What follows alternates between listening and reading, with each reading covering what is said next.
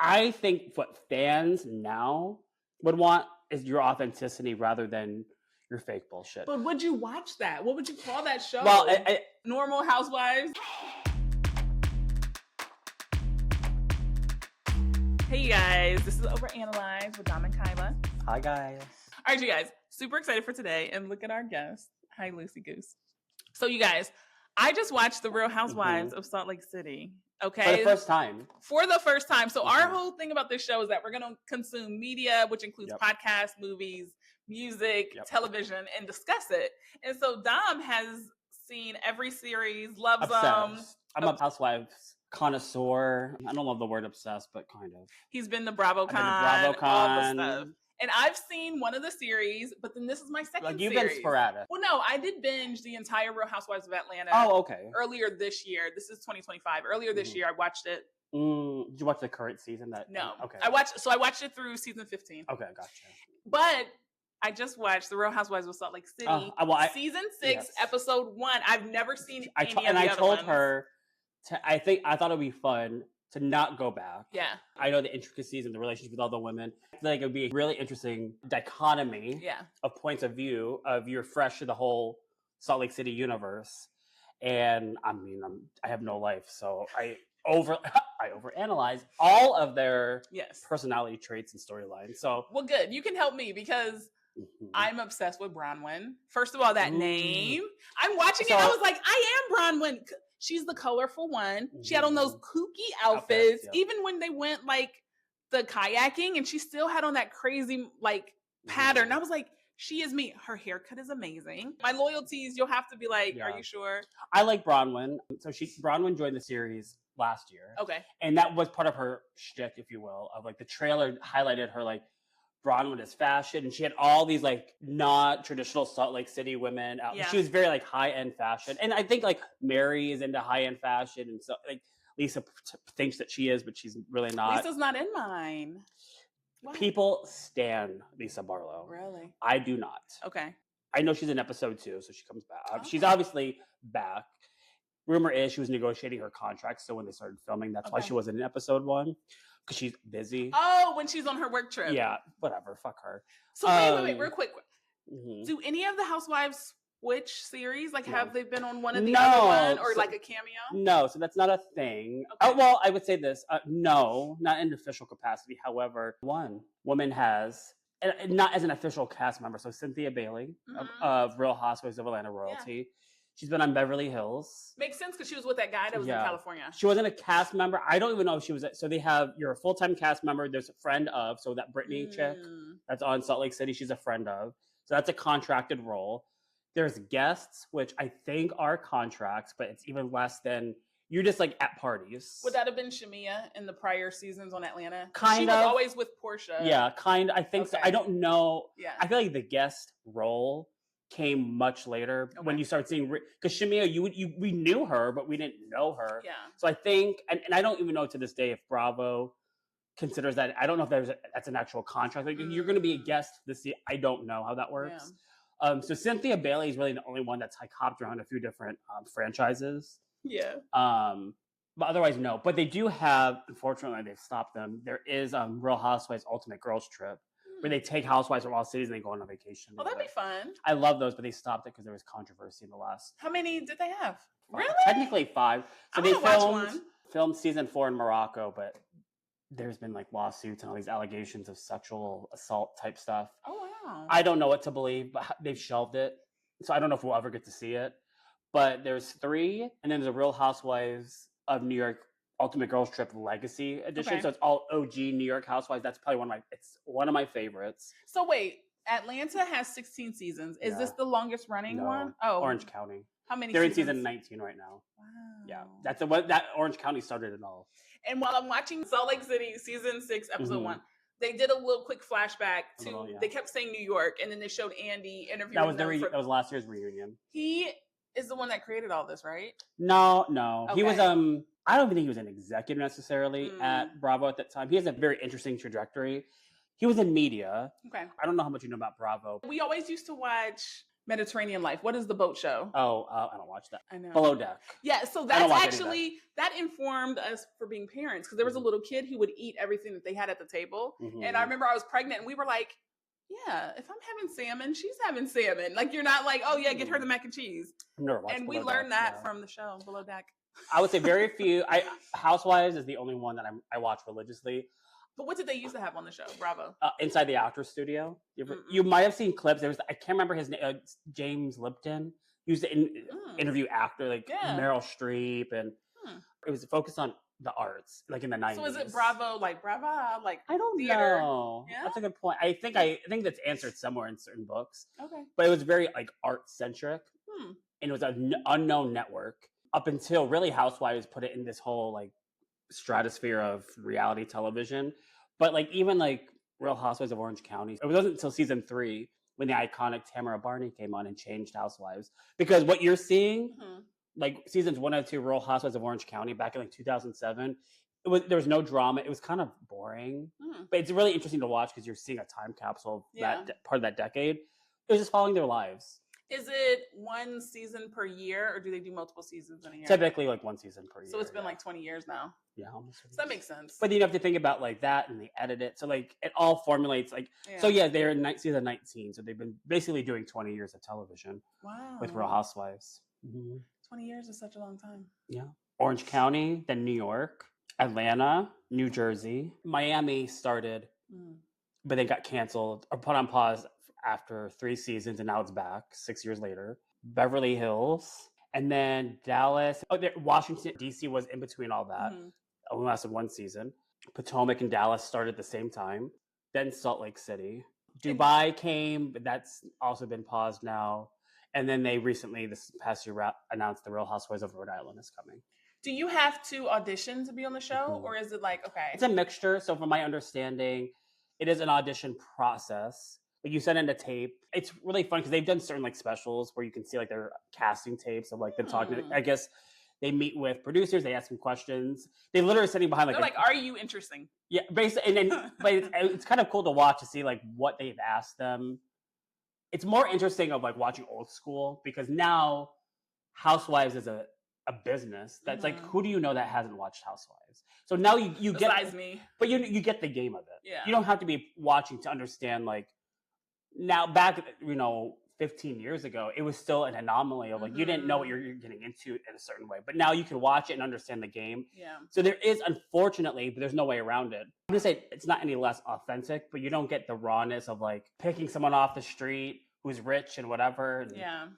And hiring them because they have an interesting life. You can go back and like study the show, basically. Because speaking of, they're not all housewives either.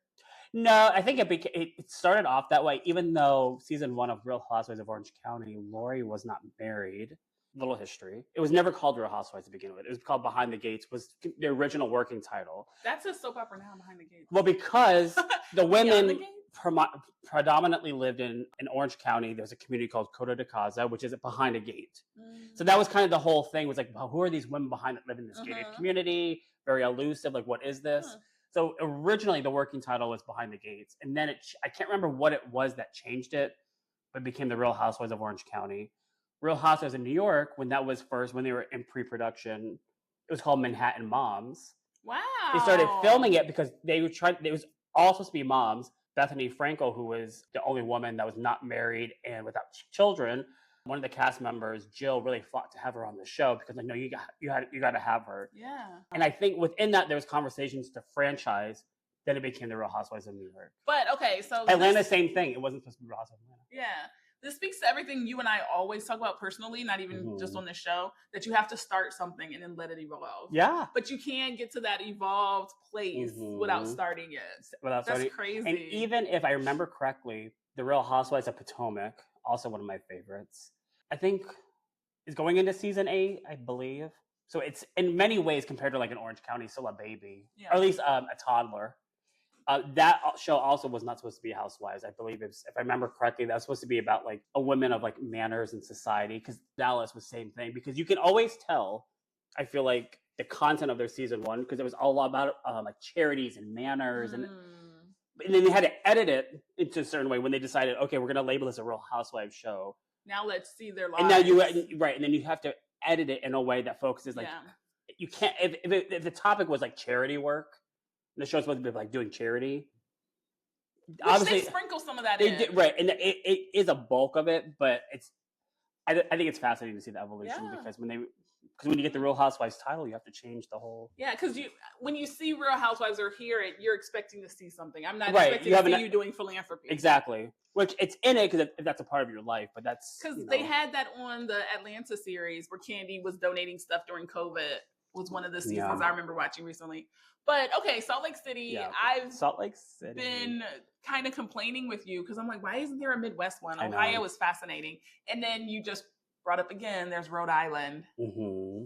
To me, sounds incredibly boring. But the only reason I thought Salt Lake City would be interesting is because they have a professional sports team. But we don't talk about that in the first episode. Mm-hmm. All these shots of Salt Lake City. Stunning. I was like, this is beautiful. I want to go there. I've only been on like an airplane layover. I don't think I have. Gorgeous. I've never been to Utah. I would like to because I think it's stunning. Usually when they show all those clips in Atlanta, I don't care because it's just a city. But I was like, I love all that. I love City because I actually watched. I bookmarked one of his TikTok videos. There's this guy that's going through all these like iconic places on the like early days of Real Housewives of Atlanta. Yeah. She's like, this is where this took place. I was like, and most of them are closed down. They're not like what they used to be like in season 1, 2, 3. I'm like. That's such a cute little niche. Yeah. I was like, that is so fun. Yeah. No, Salt Lake City, beautiful. But then, okay. Yeah, let's get into it. Go ahead. So I like nature. Yeah. I'm a tourist. Okay, well, I'll ask you this. Before we get into nitty gritty, what was your initial thoughts? Initial thought, wow, there's no brands.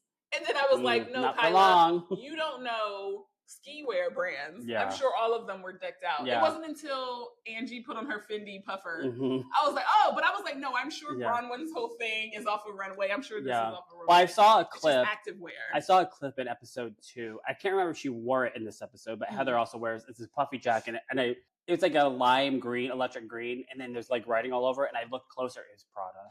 I'm sure it's all branded. It's just branded like for the North Face and Carhartt type of, which is like even higher end than that. I'm sure it's all. Oh yeah.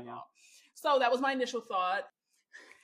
Okay, so I'm watching, and they're standing outside this store waiting to get picked up. I'm like, that's clearly someone's business. That's Heather's. Yep, Beauty Lab and Laser. Yep. I'm cringing at Whitney Rose. Is that her last name? Yeah. And these strippers that show up. First of all, okay, you see the SWAT team, and so this is September 2025. I'm like, is this an ICE raid? Who's on here is foreign? And then I see that it's actually SWAT, and I'm like, SWAT is super specific. I'm like, who's smuggling drugs? Yeah. Why in Salt Lake City? Why is this on camera? So you thought that was real. And then to find out they are the lamest strippers. Why are you being arrested on camera? If you were really being arrested, would they turn the cameras away? But I don't know the show enough to know. Do they just keep rolling? No. So it was definitely an homage to an iconic scene. Okay. So that's the thing. From a loyal viewer standpoint, I knew exactly what was happening. I'm like, okay, here we go. Here comes a shit. Because they're outside of Heather's business where it's I think it's season 3 that Jen Shah gets arrested. So Jen Shah is in federal prison. She's a former OG housewife. For real? She's in federal prison because her business, which she never really talked about on the show, is very elusive. The way it's like asking someone, what do you do for a living? I'm an entrepreneur. It's like, okay, what the fuck? Like, that's not, you can't put that on a resume. Like, I'm an entrepreneur. It's like, okay, well, what's your business? What do you do? You know what I mean? So she was very elusive of like how she answered those questions. Turns out she had a pyramid scheme type business where she was basically scamming like old people for money. Oh no. Of like these services and like, I think like also like selling their data and stuff like that. So you don't expect to get busted? Or you don't care because you want the money? It leads the question of if you have skeletons in your closet or I would say this two things. If you have skeletons in your closet from your past, be upfront about it now. It's like if you were a stripper like Nene, her whole thing when she was like in Atlanta, like she had a stripper past. She didn't really deny it. Yeah. She was like, yeah, I was. Yeah, it's true. I had to do what I had to do. And she writes about it in her book. And even Portia being married all those times. Right. So if you have skeletons in your closet, be upfront about it. Now, there's a whole nother thing if you're doing illegal activity and on camera. But here's the thing, though. I can be upfront about it to the producers, right? You just told me that you have to audition and there's this whole thing. Why does it have to come out? Or is it truly that these women are going home and Googling each other to really find out? Because the one person, I don't remember who, they kept mentioning why Lisa wasn't there. And then they actually showed clips of them having 5 documents. I don't know if you guys know this, but you can definitely go and search someone's name in the court records and find all of that. Well, here's the thing. This is what is always so comical to me about, I guess, any reality show when you step into it. And a lot of like OG, like veteran housewives will often talk about it. It's the same way because there's a lot of women that will say like, I own this house, but they actually rent it because they want a bigger house for the show. And then comes out like 6 months or years later, they're filing either for bankruptcy or being sued for like back pay of bills or not paying their taxes. That is such a thing that's almost unfortunately now synonymous with being a housewife. It's like someone's getting sued because they're not paying their bills. I don't. Is that a lie? I don't. Because don't you want your life to look grand? Yes. I think it's a lie in the sense like, someone lied about what they had. I think it comes from a place of like, okay, I want to be on Housewives. The whole premise is you are a wealthy such and such. You built a business. You have some sort of wealth. So you have to now wrap that up somehow, right? So it's maybe renting a big house and claiming it's, that you bought it. That might be the lie. A lot of the women often you'll find, I can't spot it because I don't have the eye for it, but a lot of fake merch, like designer stuff. Oh, shoot. Like people who really own it can spot it. Like those Chanel C's are not legit. So like, I think what fans now would want is your authenticity rather than your fake bullshit. But would you watch that? What would you call that show? Well, Normal Housewives of... I think with Housewives, obviously it's a life of affluence, right? So I don't want to offend anybody, but the Housewives brand its foundation is affluence and access and entrepreneurialism, like building successful businesses. If you're stepping into the arena, that's kind of the echelon of like what you should be bringing, right? We're not doing an administrative assistant on the show. Now, here's the thing. We have been those roles, so that's not me saying right. downgraded, but this is the brand, right? Yeah. There's that, but then there is the difference of like what we're seeing with Whitney, whose business is failing, and being upfront about it. So that is also very different. Heartbreaking, because there's such a difference between being entrepreneur broke and regular 9-to-5 broke. So now you're like, I don't have any money because I just paid all my bills. Now I have no leave. That story is different because she had a successful business. She had money, and that failed as she's been on the show since the very beginning. Okay, so we'll see. I can see that in past seasons. Yeah. Whitney's story. Because I don't remember who it was, but she comes out and says, do you know how many businesses I've had that have failed? Like, Heather. Keep going. And that's her cousin. Like, they're cousins. Yeah. And I love what Heather said in terms of like, we should be talking about our failures. But maybe not. Affluent. I don't want to hear that you struggle like the rest of us. Well, I think, it's reality TV. That is not real to assume like, okay, everyone's business. If you have a prior business, you start one on the show to have only successes, like that's not authentic because at the end of the day, while yes, the show focuses on somewhat on your affluence or the money that you have and that you have the ability to do such and such, but what it's really rooted in is in friendships and authenticity. Because what Housewives, like super fans will tell you, we can spot a fake. We can tell when someone's not really friends with someone. There's a new cast member on the show and they're like, oh yeah, because if you join the show, you have to have an in, right? So they might pair you up with like, okay, go have lunch with Lisa Barlow. Yeah. And then, unfortunately, you can tell like they have not been friends that long. So why are we doing this? Oh wow. So yeah, I see your point. However, I do want to see your failures because that brings humanity to the show, where it becomes more than just superficialness. It's like your business is failing. Yeah. So like either we talk about it or you don't, and you don't show what? You don't show that part of your life? Like so it's not real. That brings up two things. Because I could not understand why they were dogging Lisa so bad. And somebody keeps saying, well, she never talked about herself, so we don't know. True. I curate my stories. You might hear a lot more because I'm close to you. Like, I don't have one friend that knows everyone. The friend I talk to relationships about, I talk to relationships about. The friend I talk to business about. So I was like, that's not fair that maybe you guys were at something and she didn't share that part because it's, you know what I mean? But also, no, she's a bitch. She by Sheree, we laugh about that for years. And I'm kind of like, damn, I'm sorry that I judged her. Because now when Whitney is talking about it, you're like, yeah, it can be hard when you fail. Well, with Sheree, she had God bless Sheree, because she always tried to put a positive spin on it. But however, she didn't back away from the conversation. You know why? You know she's from Cleveland. I do. I remember season. Well, she made that clear. Ohioans season 2 are so different, and I was just like, she will never. So die hard. About Lisa Barlow, I'm not a Lisa Barlow fan, and that statement is 100% accurate. She ain't talking about her shit, but she's quick to call everyone. Okay. Now, to your point about like, I think there's a big distinction with like content creating, and then when you're joining a Housewives show, when the whole point is to show your life. Okay, right? That's true. I don't want to speak for others, but Housewives fans, if you're joining this show, which is about your authentic life, we don't want your curated life. We want to see all parts of your life. Yeah. And to Lisa Barlow specifically, don't call out people and their bullshit if you're not willing to talk about your own. That's not how life works. So I'm laughing at this because I'm a big fan of marketing and sales, and I love Ozama. And she was just on a show. But I know her from like when she ran marketing at Netflix and stuff. Yeah, and so I'm just like, so Apple, how was she on the show? Was she a good housewife friend? Excellent. Or did she come as a guest or? No, she's a housewife. Okay. So what is interesting about her, icon in so many ways. I mean, she's already solidified herself in my eyes. I thought it was very interesting. I'm like, she's joining the Real Housewives universe. Same way when Jenna Lyons, formerly a fashion royalty. Yes. Where is she? Banana Republic? No, J. Crew. J. Crew. She was president of J. Crew. During the Obama years, she's credited kind of like making it like, oh wow, J. Crew is like not only cool again, but it's in the spotlight again. When she joined Real Housewives of New York, I was like, Jenna Lyons?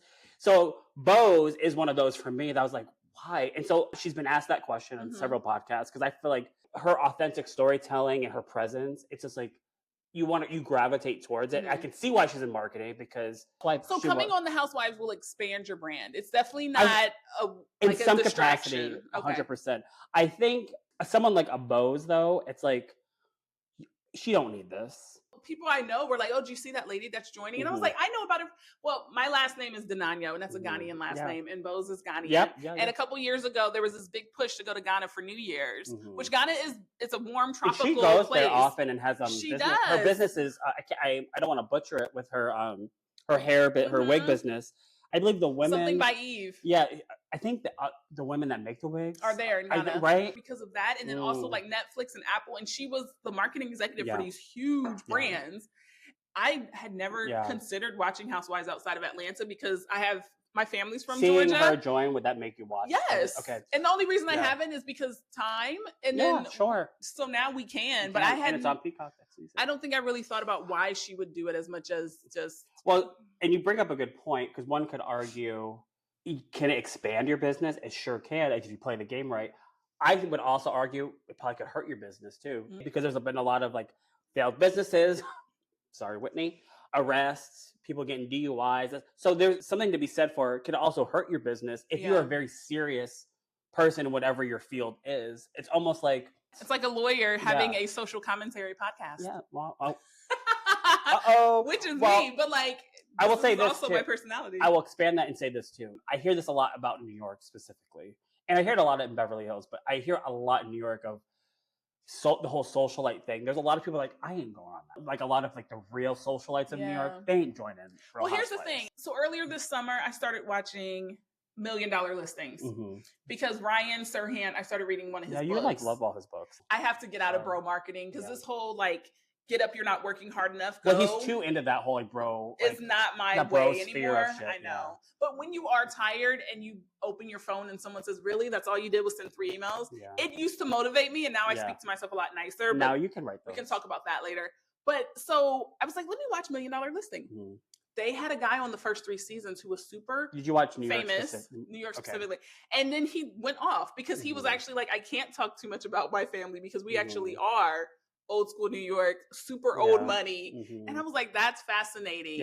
Because now the cast looks very, very different. But because it's turned into this thing where it's less what do you actually do in your office and more what's your life like outside. I think in legacy historic cities like Beverly Hills, California, we have like old Hollywood. There's a lot of history there. New York, I mean, Salem. I mean, I don't need to go into that. Yeah. That are different than these like Atlanta, which is there's a lot of history in Atlanta can have old money, but I think it's primarily that new money, that new success, and a lot of, and I could be wrong. I feel like that has often been a theme or a talking point on the show itself. That's not my perception of Atlanta necessarily, as that's as a conversation I've seen out there in the universe. So I think in New York and the Beverly Hills, like I've heard that about Beverly Hills too. They're like, I enjoyed in that show. That's no.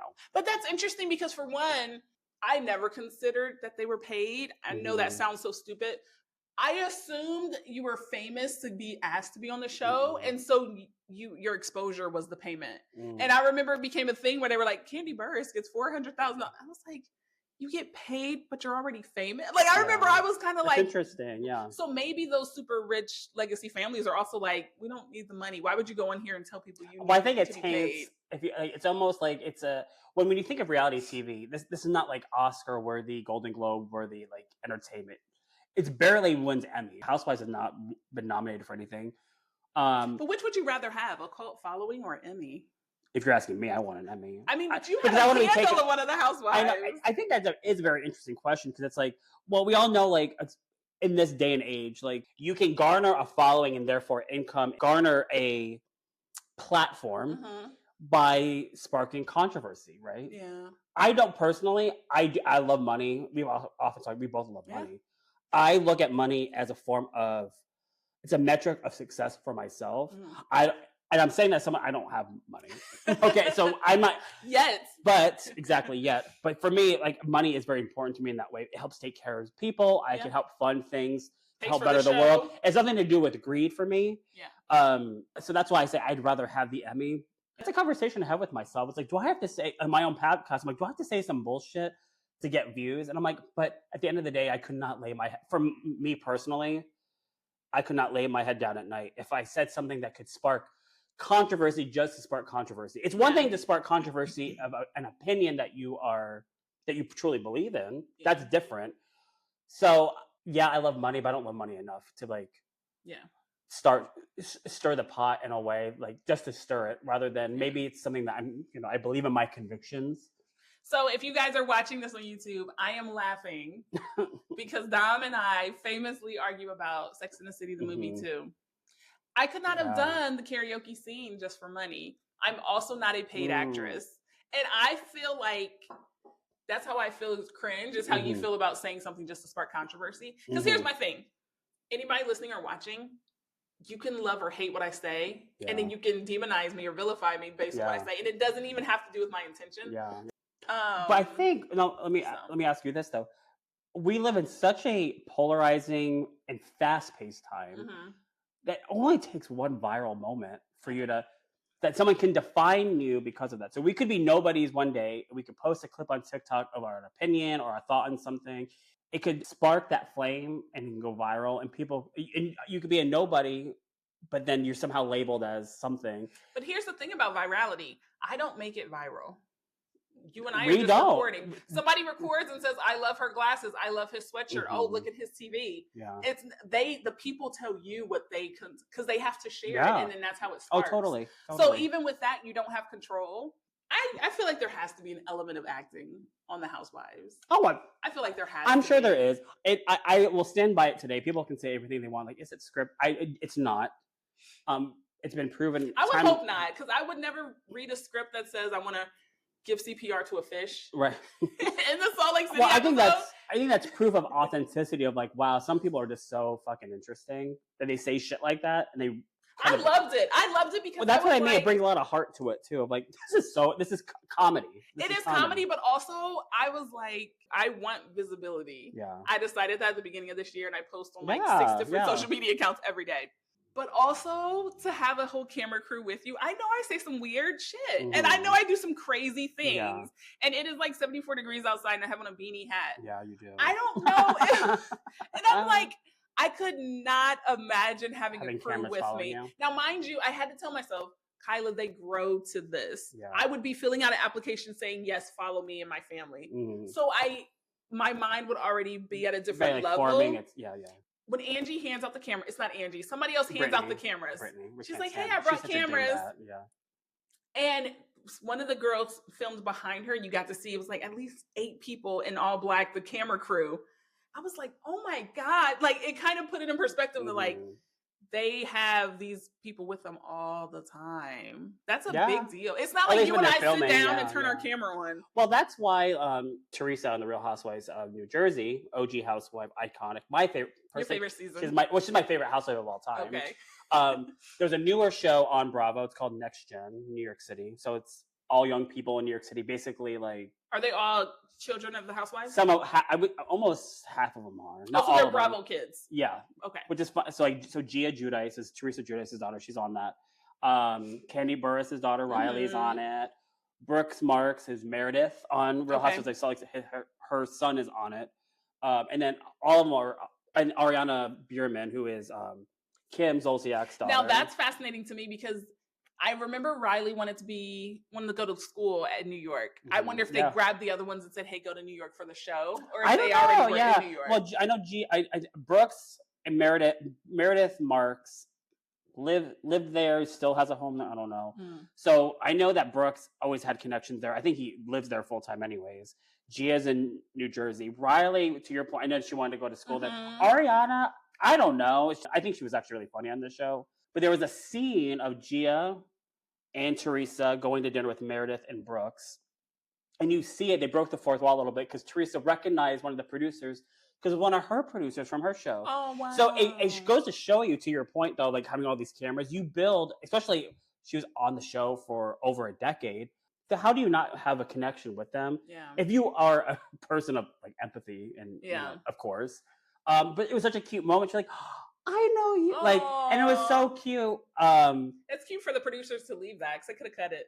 Exactly. And it was, again, it shows like a real like moment. So like you do form also like when you have all this camera crew in your home, you form these relationships. How long do they film? Like how long is the season? Months. It depends. Different series do. Like, I think New Jersey was the one that shot only within 3 months. Okay. Some are like 5 to 6 months, I think. Wow. So it kind of depends. I don't know the equation of why that is. I don't think anyone really has that. I think even Housewives have often asked, like, shit, your franchise only films for 3 months, and I'm having to like do. I feel like Atlanta is like a month, if not 3 weeks. Oh, I think it's way. It has to be several months for sure to get the content. Yeah. I'm one episode in. Yeah. Also, okay, so I have a 5-year-old. I am silly. Yeah. I pick her up from school. It's raining. Mom, I want to jump in the puddle. Of course. Go jump in the puddle. Oh, my shoes are wet. Let's walk to the car. Take your shoes up in the car. So I'm watching these women, and I'm sure thousands of dollars of outfits, afraid to get their heels wet. And I'm like, but you probably have 8 pair at your house. So I don't ever want to lose that portion of me, even as I gain access and stuff, because I don't ever want to get to where like things matter more than the experience. Because I'm like, so I was laughing so much at Mary because she's in this full fur hat. And also I get that they're going to be glam because it's not like they're acting like they didn't know the trip was coming. Yeah. But I don't know. I really liked Angie. I love But Angie. Also the whole episode is basically about her. It starts with her. So she was literally my first It was impression. her and Mary's like trip, so to speak. Yeah. Even though Mary didn't even know the itinerary. I know that was so. Oh, I love when Angie goes to pick her up. She's like, she has the Angie, like, why are you dressed like you're going to the office? I did the same thing. I'm like, what the fuck? My favorite part was when they were like, wait, do you believe in that rumor that someone kills people? And she was like, if she's real, could she come cook our food? She's eating that dry bagel. I don't know. I had to Google that. I'm like, that sounds interesting. Molly something. I thought it was fascinating. I was like, I love shit like that. I'm like, I'm going to have to Google that later. And then them grilling those hot dogs. I thought it was really cute, but I was like, I don't feel like the Atlanta trips are like this. Well, I think first of all, they're definitely not this down home. It's like let's fly to well, that's like, usually how it is. Somewhere. Though I think like in Orange County, they've done that a little bit. Like they just rent a house and do whatever. Yeah. Usually, that is not the cash trip. Usually, there's a cash trip where they go somewhere that's interesting. Every season. Yeah. That's become a thing. It never used to be a thing. It's become a thing. So I was looking at all the brands. I don't remember them showing that many brands in prior seasons. I'm looking at Hebrew National hot dogs. I'm looking at the Mason Pierre water. I was like, so clearly they paid for that because they used to blur those kind of things. Even though like I'm like trying to get my degree in marketing, that doesn't mean I don't know how. I'm still not clear of how that works in television because I'm like, because typically to your point, someone records it, and I would have been the branding admin of an admin of an admin watches it, and then you would email Coca-Cola and be like, "Hey, do you want all us these to show specific it brands, Apple, every single one that you can see it it?" Because if not, I would have turned my lip gloss like this so that you can't see the actual brand. So if I'm and then you would have them pay you, or they would blur it. So if I'm a producer and we're sitting here, I have my Apple phone, or say, because here's you know what I see a lot in Housewives is aloe. They wear a lot of aloe hats. They don't blur that out. I think I see Lululemon sometimes too. I can like blur it. Obviously, all these Fendi, Gucci, like whatever. So who's paying for this? Typically, they will ask, it'll either be someone from Bravo or someone from the Real Housewives, but probably Bravo, that says, "Hey, your brand is shown here. It's on my Do you want to be affiliated or not? Do you want us to keep it in when you pay or not?" So they have, so the brand, so if I have now, reality TV might be different, but definitely no, because I do see it a lot. To your point, I do see it oftentimes. Random shit will be blurred, but then again, and then you see aloe. So like, so if I have my Apple phone, I have to contact Apple and be like, "Hey, we have someone on our show. It's clear like their iPhone is showing." It's more like this. I have a brand with Lululemon, and you're trying to wear an aloe hat. Hey, Dom, I can't. Lululemon doesn't want to pay me because you're showing your hat. So it's more like the relationships that the people have. So it could even be like that. Say we're both wearing aloe. So we contact aloe, like how some of our cast members are wearing like your hat. Is it that they have to pay to show that, or they can say, "Hey, do you want me to pay, or do you want to be affiliated?" Because what if it's one where they're just like, "And you guys wear that bullshit," then they're like, "Oh, never mind, take me out." Or we're just having dinner, and it has nothing to do with anything. Or they could have said, "Do you want to supply also, like right, like do you want to send other stuff?" There's like a lot of levels of how there's a lot of levels of branding, because it's what's the most basic. If I'm just wearing an aloe hat, so just in general, take all this like level stuff aside, aloe has to say, "Okay, I'm going to give Bravo what money." They don't. They can ask. They can say, "Hey, Salt Lake City is coming back. Somebody is wearing your stuff in 8 episodes. Yeah, are you okay with that?" And they can say yes or no. If they say no, you can blur it. If they say yes, they'll probably be like, "Oh, great. Would you like to pay for this brand? It's free advertising." Bravo. Would you like to pay for it? Yeah. They don't have to. No, and I can blur your stuff. So I used to always think like, and then if you're a Fendi that has a very specific shaped purse, blur it. People will still know it's me. I feel like I would say this. I think it's so synonymous with Housewives that even if I don't know how that works when it's like fake and stuff, but they never. I can't tell you a time they've like blurred out Fendi, Louis Vuitton. Well, I remember they just used to have that really tacky black tape on things, like on like sodas and stuff. I feel like it's that. Sometimes I feel like I don't. Maybe it was only alcohol then. I don't know. I feel like I see a lot with I see it less and less now. Okay. I used to feel like we see iPhones, but oftentimes if someone's computer is out, the Apple would be like tape on it. Yeah. I was like, well, I used to think like the producers have to pay for it. Like they're right. No. I feel like a brand could be like, "No, like you want to use my shit, pay me." Yeah. That's how I used to think. It could be like that too, but I feel like there definitely used to be someone on staff who definitely does that. Because if you remember a couple years ago, Game of Thrones, and they had like that random Starbucks cup in the final season. Yeah. And somebody was like, "This show is set in 1400. Yeah.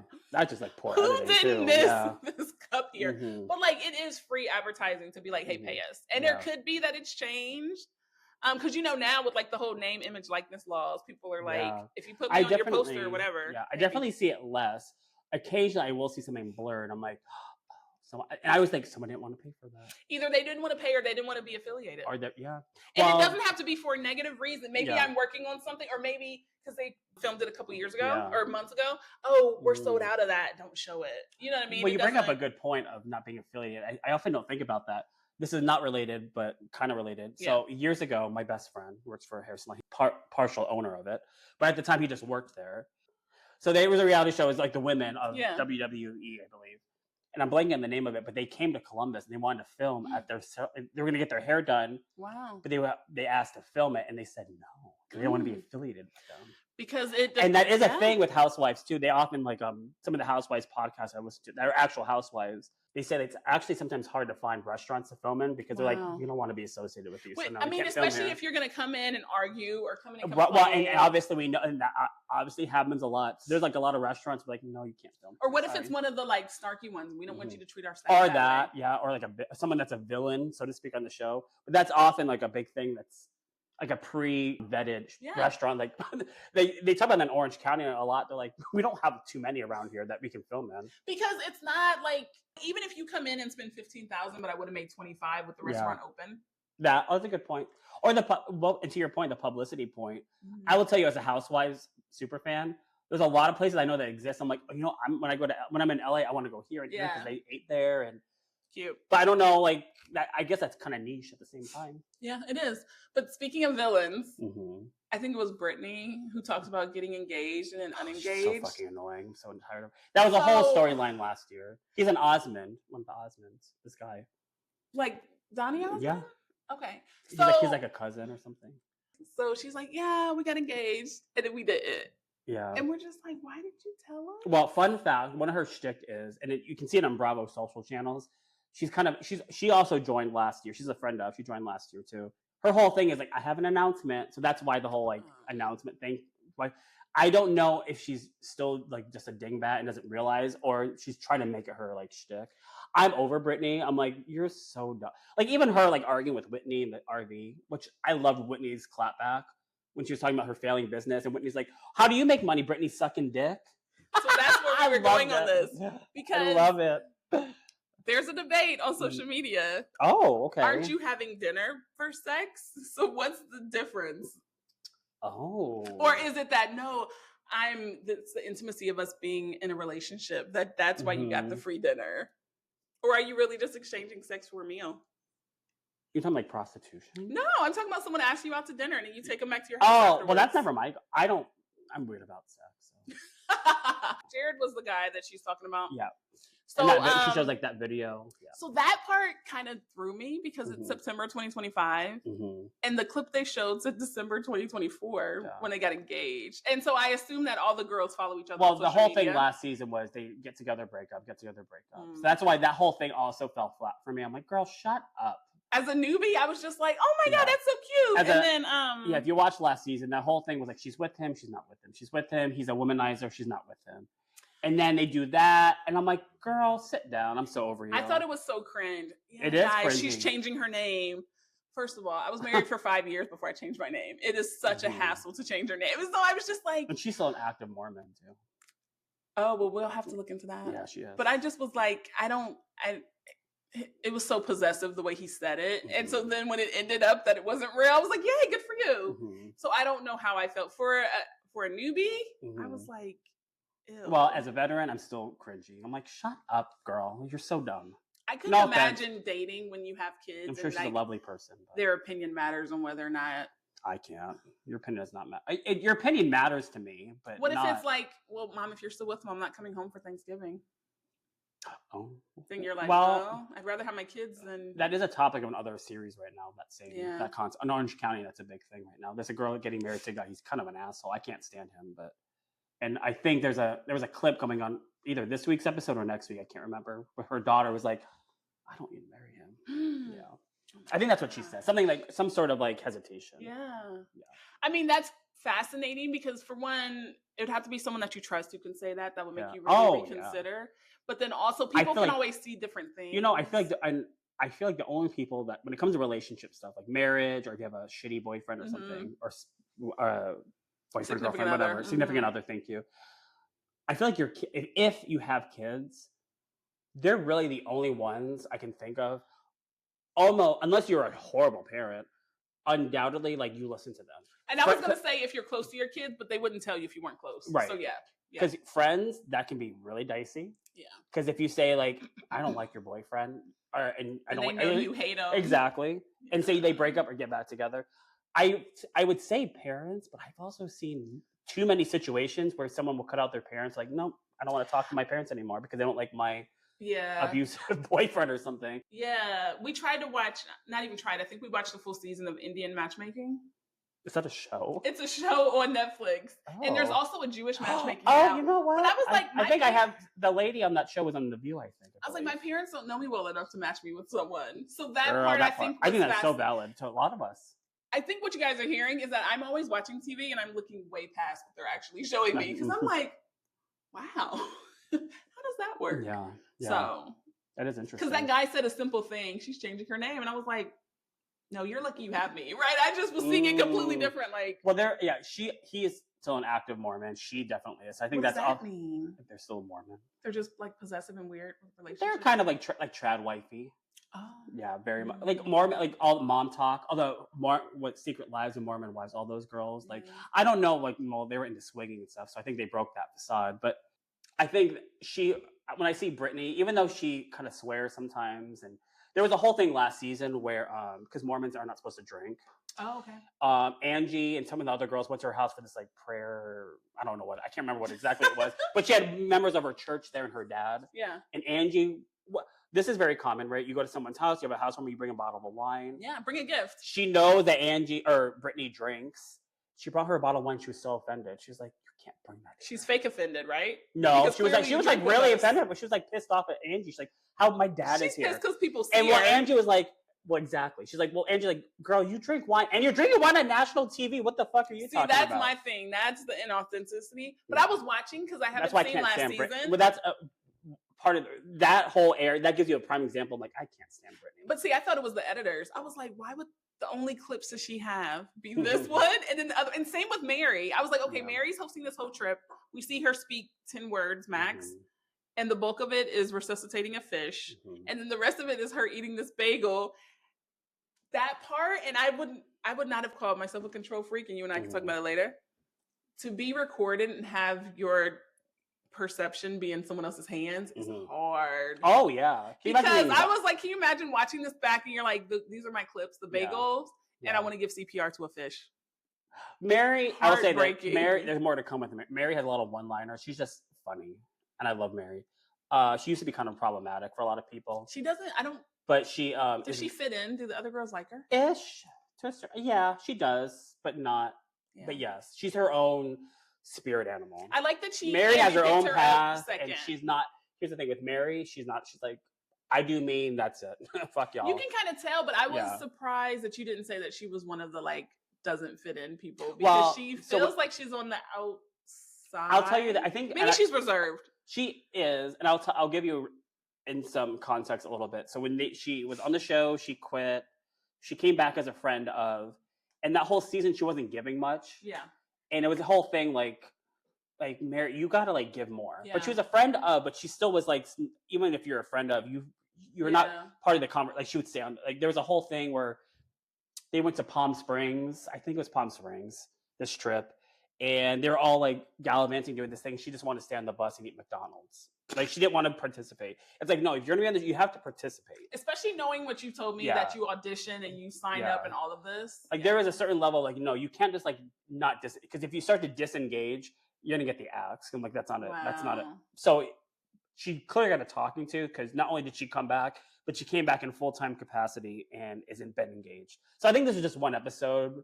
That's fascinating. It's not scripted, but you still need to show up to where you're memorable. Yes. Yeah. Because otherwise I'm like, well, what do you bring? What element are you bringing? You can't just be sitting on the couch, like eating and like watching everyone fight. Like, you have to get in there a little. But here's that. You don't have to fight necessarily. You can be a voice of reason. Yeah. Which they said, I think it was someone talking about Mary, and they were like, you don't know if Mary loves her or hates her, but that's what you get with Mary. Yeah. I was like, I guess she's kind of on the fence. Yeah, and she's carved her own path for sure. Yeah. I love Mary. Yeah. Okay, interesting. But you still say it's not scripted. Not scripted. But now we have to watch. Here's the thing. Now we have to watch episode 2. I know. I'm excited. I liked it. I thought I was going to be really lost, but I was like, oh my gosh, Bronwyn is my girl. I love Bronwyn. Okay. It's going to get the clips I've seen. You get Lisa. It's going to be Salt Lake City delivers. That's all I'll say. All right. More from us later. Thank you, Dom. This is great. All right, you guys, let us know. Do you love Real Housewives? Do you love the Salt Lake City franchise? Do you want us to watch more? Yeah. Well, we're watching it. At least I mean, I'm going to. I love it. Do you want us to talk about it? I know. Yeah. All right, you guys. Talk to you later. Bye. Bye. I'm sorry. I got to go. I was like, in real life. I know. Okay, why do you want to laugh? Rest. 2 minutes of rest. All right.